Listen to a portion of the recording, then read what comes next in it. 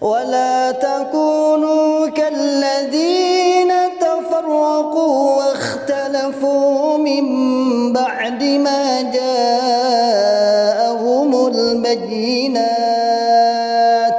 وأولئك لهم عذاب عظيم.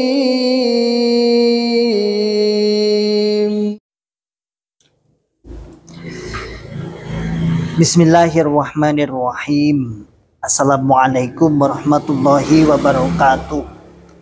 Alhamdulillahirabbil alamin. Hamdan katsiran thayyiban mubarakan fihi kama yuhibbu rabbuna wa yardah. Asyhadu an la ilaha illallah wahdahu la syarikalah wa asyhadu anna Muhammadan abduhu wa rasuluhu sallallahu alaihi wasallam wa ala alihi wa ashabihi wa man saru ala nahjihi wa ba'd. Ma'asyiral muslimin, hafizakumullah ta'ala. Alhamdulillahi rabbil alamin. Kita ucapkan kalimat syukur kepada Allah yang senantiasa selalu memberikan kepada kita semua nikmat hidayatul Islam, nikmat hidayatul iman, nikmat sehat wal afiat, aman fi amanillah wa fi barakatillah, nikmat semangat tetap ya'muruna bil ma'ruf wa yanhauna 'anil munkar wa ulaika humul muflihun. Membuka akal sehat, membuka akal waras, dan membuka akal selamat kepada saudara tua kita yang ada di dalam Islam Jamaah Jokam 354. Masyaallah muslimin, hafizakumullah ta'ala. Pagi tadi sudah diupload oleh admin sebuah rekaman. Saya mendapatkan dari sahabat-sahabat, tentunya ya sahabat hijrah, cuman dia insya Allah dapat dari Bunglon juga, yaitu suara dari Mas Arif. Siapa tadi? Arif Khairuddin. Sebenarnya namanya Arif Khairuddin, mubalik daerah Semarang Barat. Naas, bukan Naas ya, qadarullah, beliau sudah dinonaktifkan, tapi masih kuat dalam jamaah. Dinonaktifkan, kasihan sebenarnya, di DNA. Ini waktu semasa masih aktif. Kita nggak meragukan begitu gigihnya dia untuk mencari comot sana, comot sini, comot sana, kotak, katuk, matuk. Dari awal, menit-menit awal sudah menanamkan syubhat.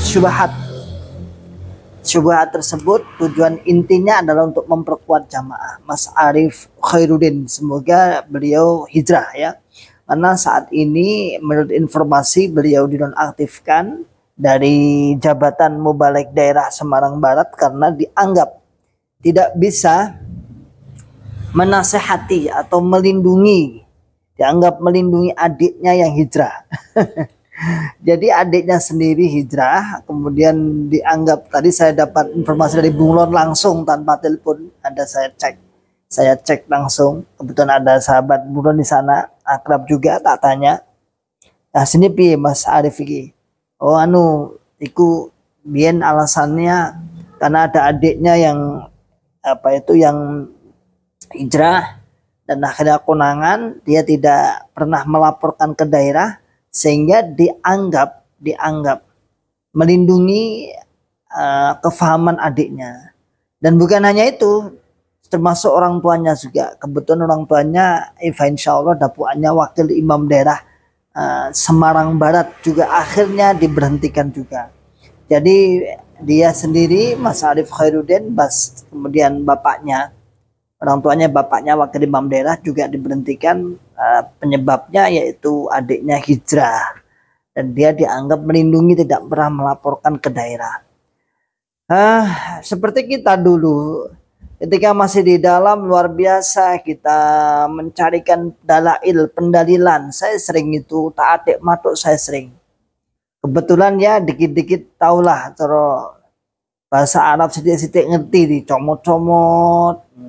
Biasanya kalau saya itu sering mengambil untuk memperkuat Islam Jamaah itu, sering mengambil dulu punyanya kitabnya Al-Mawardi, Imam Al-Mawardi itu sering saya comot ya.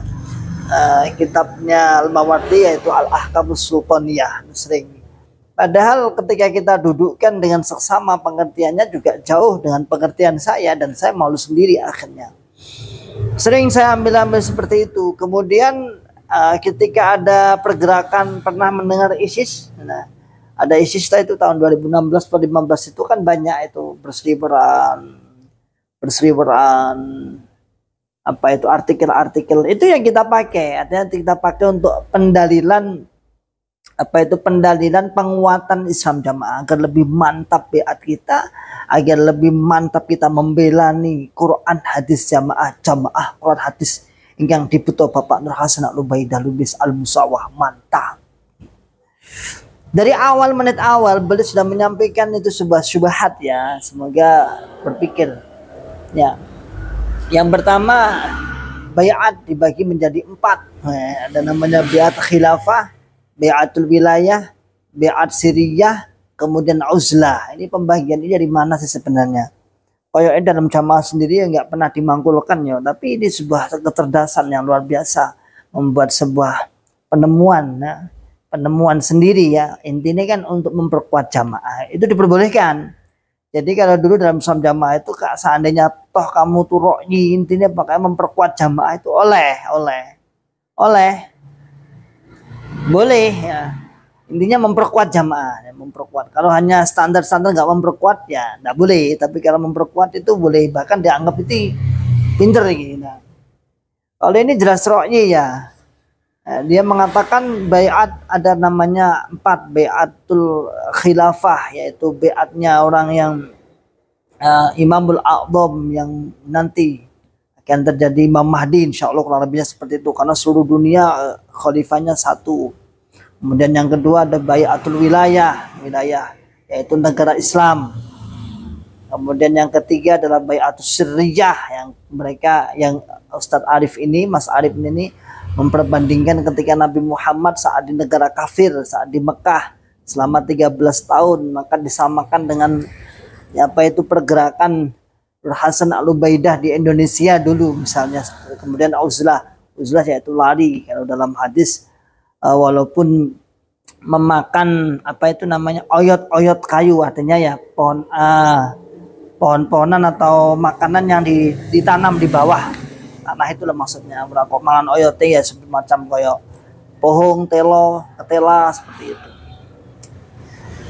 Itu pengertian itu dari mana? Pembagian seperti dari mana? Kalau kita misalnya dibantah salah satu, aslinya fungsi imam itu apa? Kalau kita melihat dari pembagian 4 ini, seakan-akan fungsi imam itu hanya untuk pokoknya apakah posisinya itu khilafah, apakah posisinya itu wilayah, apakah posisinya sirriyah, apakah sampai uzlah misalnya.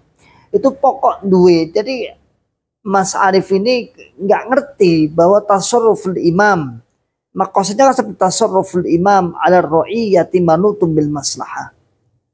Kemudian termasuk iqamatuddin wad dunya, untuk menegakkan dunia, untuk menegakkan agama dan dunia. Jadi bukan hanya kemudian seakan-akan hanya pengesahan saja. Saya khawatir dalam penjelasan seperti ini kemudian liar. Pokoknya itu imam. Misalnya dalam khilafah, apakah khilafah Imamul A'dham? Ya tidak juga ya.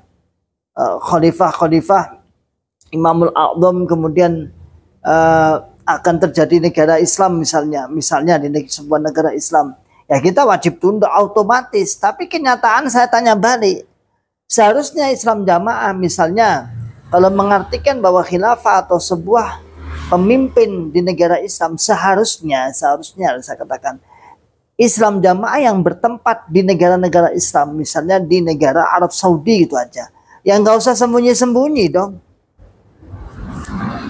Kenapa sembunyi-sembunyi? Kenapa harus delik-delik ya, sampai melakukan ibadah haji ada sebagian amalan yang tidak mau bersama jamaah, bersama kaum muslimin yang lain. Kalau mengakui bahwasanya Imamul A'dham atau khalifah secara keseluruhan misalnya, kan sekarang sudah ada itu negara Islam yang sudah berdiri.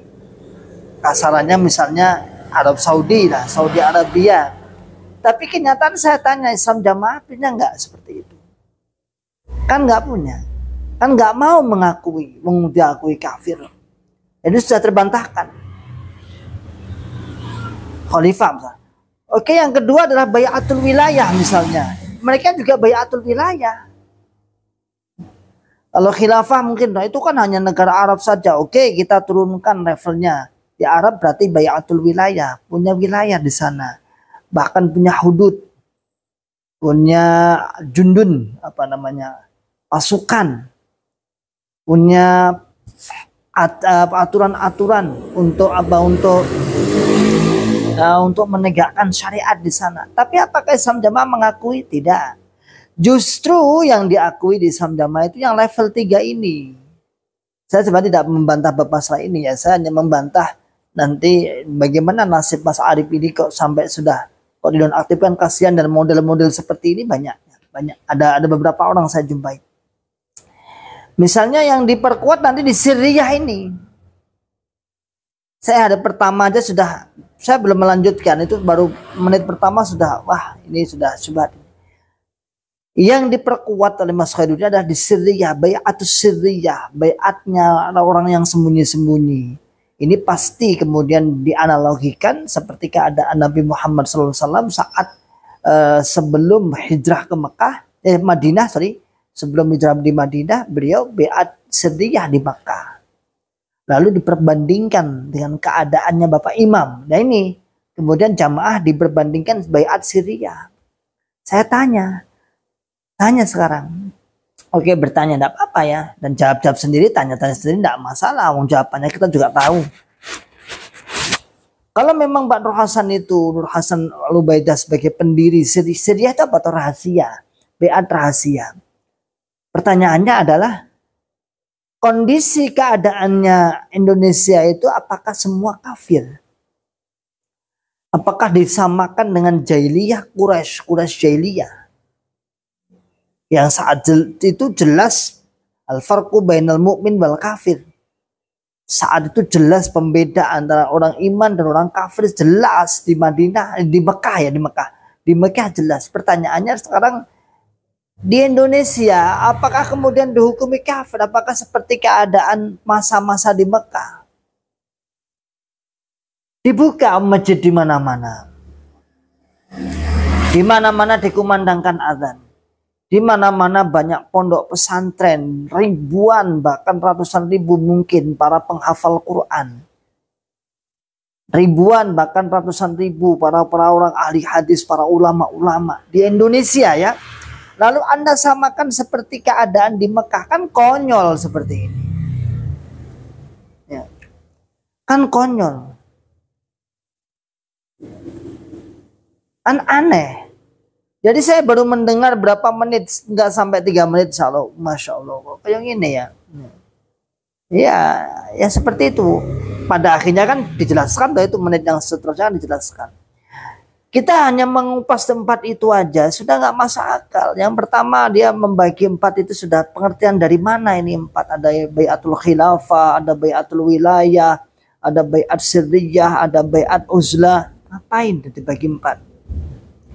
Intinya bai'at itu sebenarnya kan janji kepada seorang pemimpin, yang mana pemimpin itu bisa menegakkan iqamatuddin, menjaga syianatuddin wa dunya, yaitu menjaga dunia dan agama, sehingga peraturan terlaksana, sehingga peraturan akan ditegakkan, aturan-aturan agama maupun dunia akan ditegakkan. Saya bertanya, lah kalau bai'atnya secara sirriyah, misalnya Nabi Muhammad SAW selama 13 tahun, memang yang pertama kalau kita lihat sejarah, beliau belum menegakkan secara hududnya, secara aturan-aturan muamalah belum. Hanya menegakkan akidahnya, menguatkan. Sehingga belum banyak aturan-aturan syariat, aturan-aturan had-had itu belum. Nah, setelah Nabi Muhammad SAW kemudian ke Madinah, baru ditegakkan aturan-aturan. Ada hukumannya, melanggar ini ada hukumannya. Kalau zaman di Mekah kan sudah jelas, kita dalam sejarah, buka dong di dalam sejarah Sirah Nabawiyah, Tarikhul Khulafa, kan ada di kitab Tarikhul Khulafa bagaimana perjalanan khalifah itu menegakkan syianatuddin wa dunya, menjaga kestabilan urusan dunia dan agama. Nah kalau hanya sirriyah, hanya sembunyi-sembunyi, imam sembunyi-sembunyi model Islam jamaah, lalu ditegakkan apanya? Terus empat pengertian dari mana coba? Jadi kalau empat pengertian atau empat pembagian baiat ini, saya akhirnya bisa menangkap, oh berarti Islam jamaah itu mabuk baiat. Mabuk baiat. Apapun pokoknya harus baiat. Entah dia bisa atau tidak, wujuduhu ka'adamihi, misalnya wujudnya seperti tidak adanya. Pokoknya kudu baiat. Kudu dipercaya, kudu menghalalkan kehidupan. Nah, nggak beda berarti Anda kemudian seperti mempercayai dukun. Dukun tok ya, kayak dukun, percaya dukun itu aja tanpa teori, tanpa ilmiah, nggak masuk akal, pokoknya percaya. Jadi pertama misalnya khilafah diartikan seluruh Imamul A'dham misalnya. Ya, kita ikuti Imamul A'dham. Tapi Imamul A'dham itu menegakkan apa dulu? Kan yang ditegakkan urusan dunia. Coba dibuka di kitab Luzumul Jamaah. Luzumul Jamaah yang entah sekarang masih dikaji atau tidak. Itu kan ada dikatakan bahwasanya dengan adanya imam akhirnya berhentilah qati'us sabil, para perampok-perampok. Dengan adanya pemimpin maka akan terjadi perdamaian. Saya tanya, kemudian peran Bapak Imam untuk perdamaian apa? Peran Bapak Imam untuk menghentikan perampok-perampok, pencuri-pencuri, pembunuh-pembunuh di dunia muka bumi ini apa?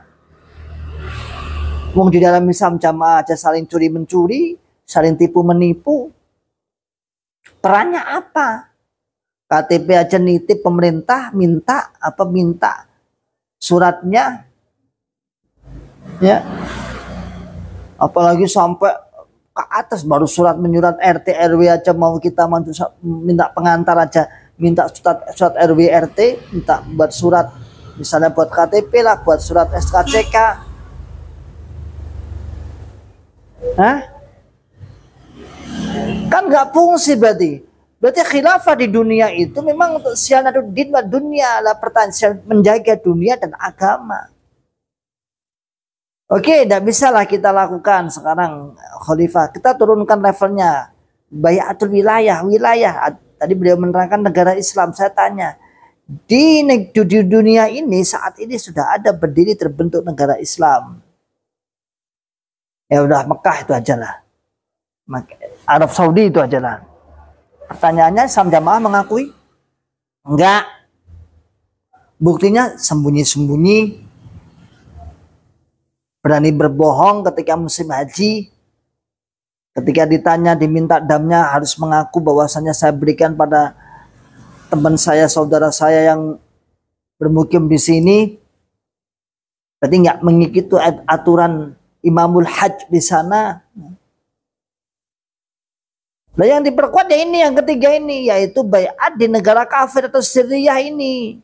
Dan itu seakan-akan menyamai jamaah, kemudian diperbandingkan. Wow, ini seperti keadaan Nabi di Mekah. Beda mas. Nabi di Mekah itu musuhnya Abu Lahab, Abu Jahal. Ya. Orang-orang kafir-kafir itu yang jelas-jelas kafir memusuhi. Sehingga terjadi Syria. Nah sekarang sampean mau surat jungkir balik, tidak ada yang merusuhi. Sebenarnya Islam jamaah itu selama tidak mengkafirkan, tidak ada yang ganggu kok. Sekarang aja Anda mengkafirkan, tidak ada yang ganggu kok. Terus seakan-akan wah medeni. Yang terakhir uzlah, yang dilakukan Pak Nur Hasan dulu itu uzlah apa itu? Itu kemah, bukan uzlah. Uzlah kok di tengah kaum muslimin uzlah. Itu kemah. Atau kalau nggak salah kan diceritakan saat itu Pak Nur Hasan itu uzlah kemudian menanam singkong sampai singkongnya terkenal di wilayah Jombang. Berarti saya bisa, itu bukan uzlah sebenarnya, dia sedang punya proyek nanam singkong, daripada pulang sana kemari dia bangun rumah di tengah sawah, di tengah hutannya itu aja dia punya proyek, itu aja. Nyatanya dia bisa balik keluar lagi kok. Terus bedanya apa? Kalau uzlah sebenarnya sampai sekarang lah, seperti misalnya kayak jamaah An-Nazir misalnya di mana itu di Sulawesi, kemudian membuat perkomplakan sendiri di tengah hutan, itu agak-agak masuk akal. Dia kembali lagi turun gunung lagi ke uzlah. Katanya suruh uzlah, berarti mengakui dong. Sudah aman, berarti sudah aman, sudah Islam lagi, sudah negara Islam, kemudian dia turun, berarti mengakui dong berarti. Nah, tapi ya itu Mas Arif itu saat ini awal hasil nasibnya beliau di NA itu dinonaktifkan dari mubalik daerahnya bersama bapaknya. Tapi masih kuat, kayaknya masih kuat. Dan model seperti ini tuh masih ada. Ada di sini aja, ada di mana itu daerah Karanganyar Timur 1 ini dari sini mungkin 500 meter lah ke arah barat di rumah saya ini. Itu daerah namanya Karanganyar Timur 1. Itu ada 2 mubalik daerah yang dinonaktifkan, yaitu Mas Rohmat sama Mas Purwanto. Hanya sepele lah. Hanya dulu dia tim tahfidz. Kemudian dia menyimpan materi-materi saat Syekh Khalil ada berbentuk PDF. Itu pun katanya nggak sengaja, belum dihapus aja. Akhirnya disinyalir, tapi masih kuat di dalam Islam Jamaah, masih kuat. Kemarin ketemu dengan saya pas waktu Ramadan di JNT saat saya mau mengirim di JNT, gimana kabarnya? Alhamdulillah baik. Saya bilang, udah keluar aja, ngapain kamu jadi keset? Kalau kamu punya bakat dakwah, karena dia berdaerah, nanti tak kasih jadwal saya banyak. Keluar aja. Saya bilang, kalau kamu ingin ngajar, sana. Saya sedang mimpin pondok di sana. Ayo, ajar pondok. Dulu kan guru pondok masalahnya. Kata dia, gini aja, Mas. Nah, ini ya kita maklum, itu di komplek Islam Jamaah masalahnya. Hidupnya di komplek Islam Jamaah. Begitu ya saudaraku. Jadi Mas Arif Khairuddin tadi semoga hijrah, dan doakan itu saat kenceng-kencengnya dia. Saya juga ada itu mungkin ya rekaman-rekaman tapi di daerah ya, dihapus mungkin ya. Saat kita masih semangat membela Quran hadis jamaah ala Islam jamaah.